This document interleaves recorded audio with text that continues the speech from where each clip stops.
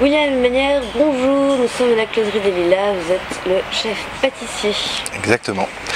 Est-ce que vous pouvez vous présenter, nous expliquer un petit peu votre parcours et qu'est-ce que vous faites de beau à la Closerie? Donc je suis issu d'une famille de restaurateurs, donc j'ai commencé par la cuisine naturellement. Mon père était cuisinier, ma mère était en salle. Donc j'ai fait l'école hôtelière en Bretagne.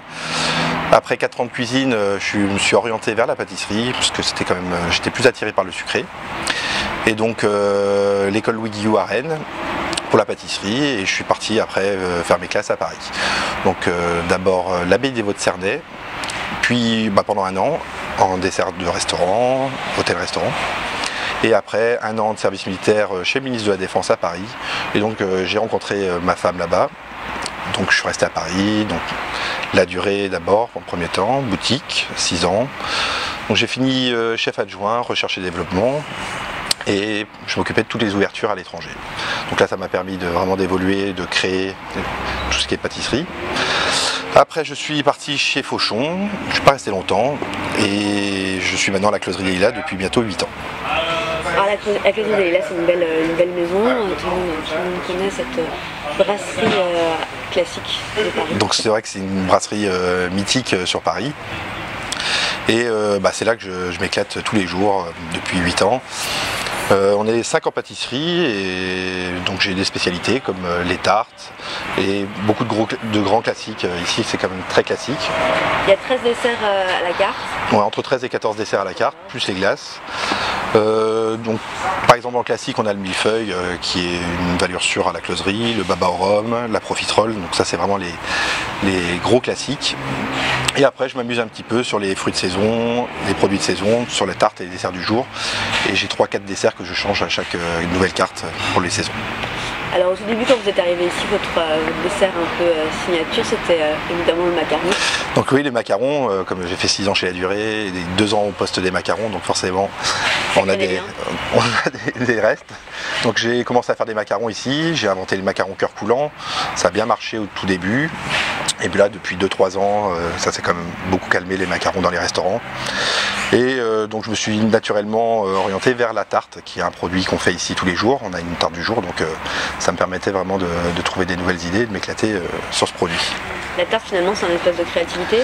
C'est mon espace de créativité, voilà. Parce qu'on a une base qui est la pâte, et après... et après on met ce qu'on veut dessus, voilà, on met ce qu'on veut dedans.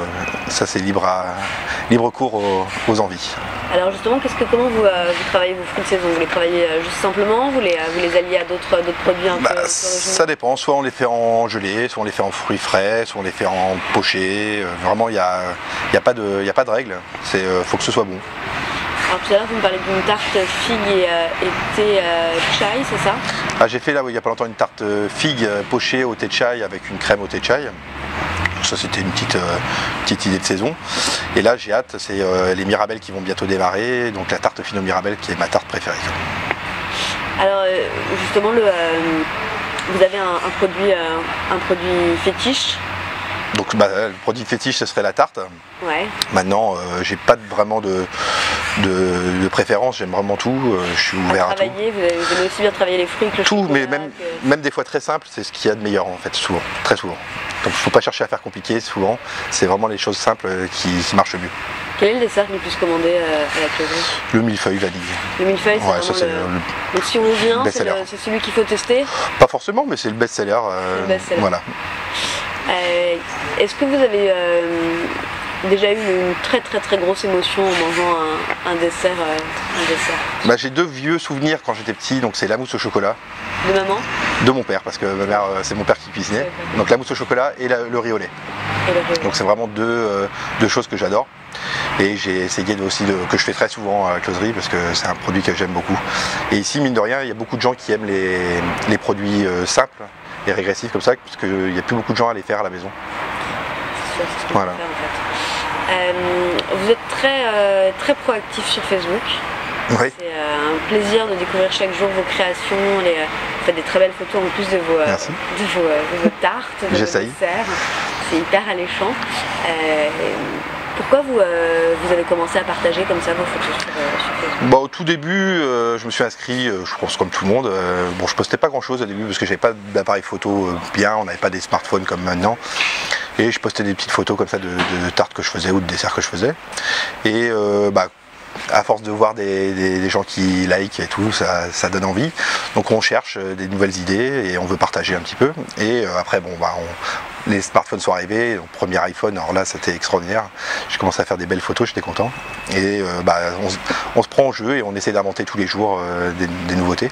Finalement c'est un moteur, c'est une motivation? C'était mon moteur pour moi un petit peu, parce que j'avais déjà plein d'idées, mais le fait de les montrer à tout le monde et que tout le monde puisse les commenter, là on a envie de s'améliorer, de trouver des nouvelles techniques, des nouvelles idées, et c'est ça qui m'a aidé à créer de plus en plus. Super, merci William. Je vous en prie.